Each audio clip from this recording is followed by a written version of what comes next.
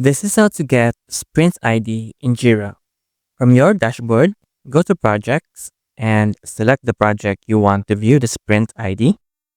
So let's say Back and Bolt, and I'll choose its board. Then I have here active sprints. So I'll just click this three dots and click copy link. Then open a new tab and paste the link. Then go to details and go to sprint and click this link, BAC sprint 1. And you can find here in the link sprint equals 34. So this is your sprint ID.